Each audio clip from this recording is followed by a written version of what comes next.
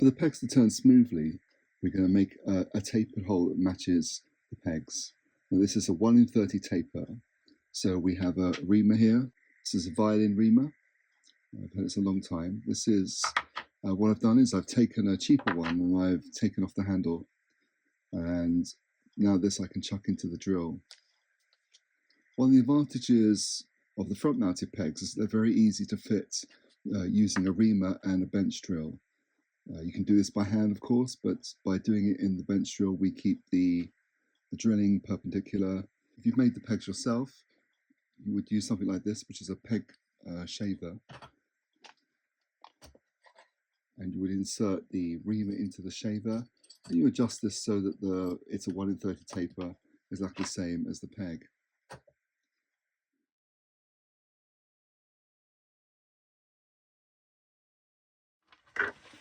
So I have a series of pieces of wood which I use to build up the depth when drilling the holes.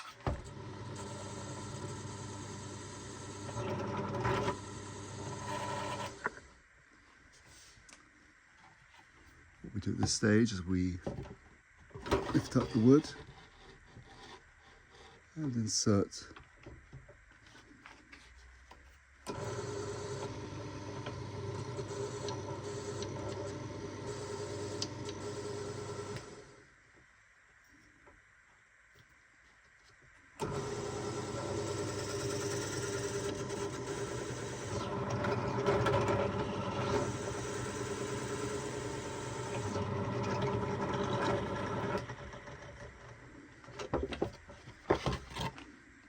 What I suggest you do is to double check every time.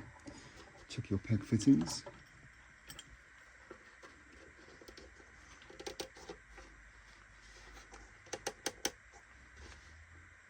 You can see this has got a way to go, but you can measure this. You can measure the depth that you need.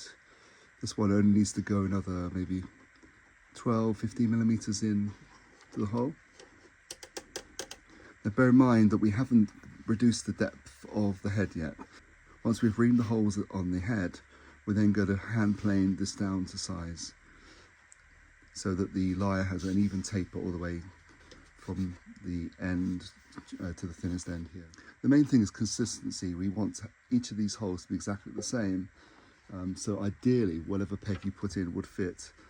What tends to happen is that a certain peg will fit a certain hole, and that's just the way it is, and that's fine. So, but we're aiming for consistency, the same amount of depth, same taper. And if we use the same method each time for every hole, in theory, everything should follow. So we've done this, put this in here. Now we're going to put another piece of wood in to raise up the depth.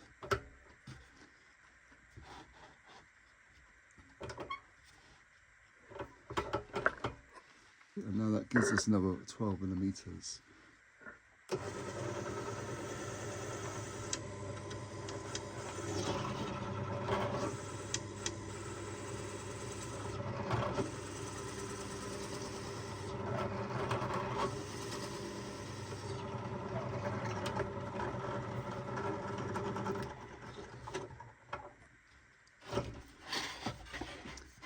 Remove the balls, and then we can remove the lyre.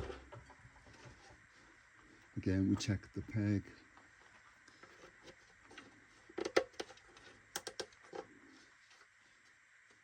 Now we can see from the back that it still has 4 millimeters to go.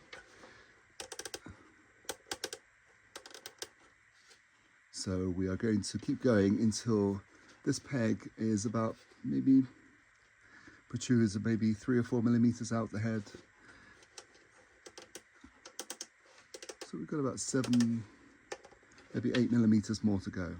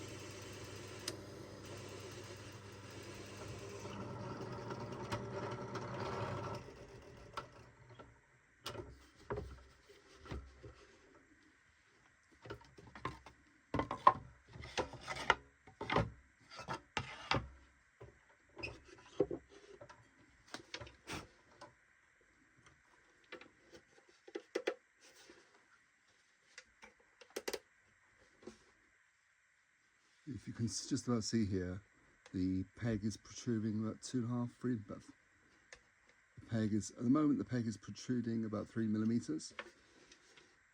And that's what we'll do. Once we've sanded and varnished the lyre, we will come back and we'll use the hand reamer just to do the final strokes to set all the pegs in line.